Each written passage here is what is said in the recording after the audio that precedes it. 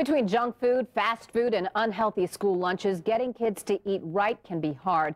But with childhood obesity on the rise, it's more important than ever. Here with some tips to help is fitness expert Nikki Veal. Good morning, Nikki. Good morning. All right, first of all, let's talk about, the family as a unit, because we're talking about, parents and kids coming together, working on this issue together. Right.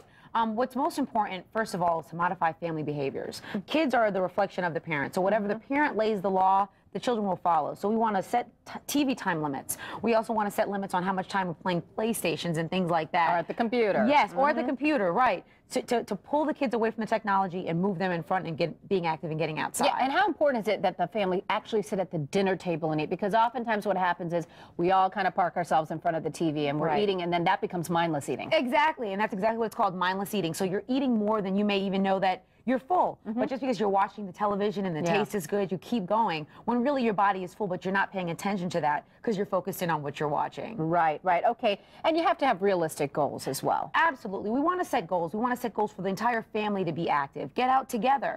Go, walk your dog, go to the park. Getting outside is going to be a big key just to moving around, getting the body going. It doesn't have to necessarily be at a gym. And one thing we also have to remember with children is that you have to stay really positive because, as it is, children are so sensitive and their self-esteem is so fragile when they're young that you don't want to turn this into a negative thing. Absolutely correct. We want to focus as the family on making this a lifestyle change for everyone. We don't want to focus in on the child's weight nor the number on the scale. Keep it positive, keep it happy, keep it together, loving kind of environment, and the child will definitely succeed in this area. Make it fun. Exactly. Make it fun. Okay. Yes. And when you reach certain milestones and you're able to, achieve certain goals, celebrate.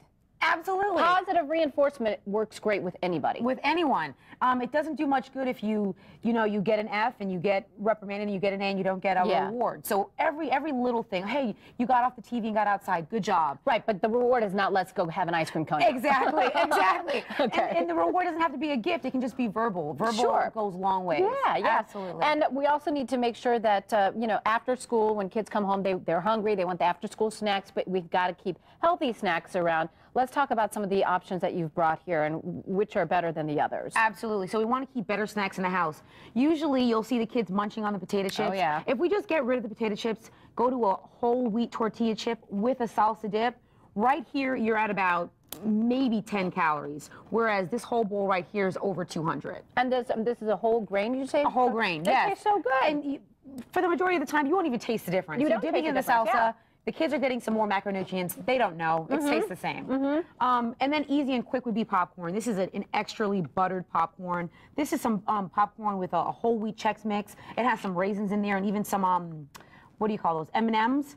And it makes it more fun, more texture, more things going on in there. And it's still way lower in calories than doing just a plain old boring popcorn. Okay, all right. And you want to, we should be going for the lower fat, the less buttered popcorn? Yes, yes, all right. Absolutely. Okay. Oh, and then these are cute. Yeah, aren't they good? They're multicolored, fun-looking goldfish. Yeah. Absolutely. And then we have a kid's meal. Now, this meal right here is 400 calories, but kids can consume more because they're burning more. Okay. Whereas if a kid went for this, this would be the whole meal. Yeah, and there's really no nutritional value in these goldfish. I mean, they're tasty, sure. Exactly. And they're pretty, but... And this is 3 servings. So if you eat the whole thing, you're at 1,000 calories right here. So this kind of kid, what is it called? Kid cuisine. Kid cuisine, yes. This is good. Yes. You got tater tots, you got some corn, some dessert. Okay. Exactly, and it's all scaled out to be according to the nutritional scale. So it's really, really good, and it's easy. The kid can do it by themselves, and they're full. Okay, and what do we have here on the end? Well, here we have a nice little dessert. It took me a half of a second to pour some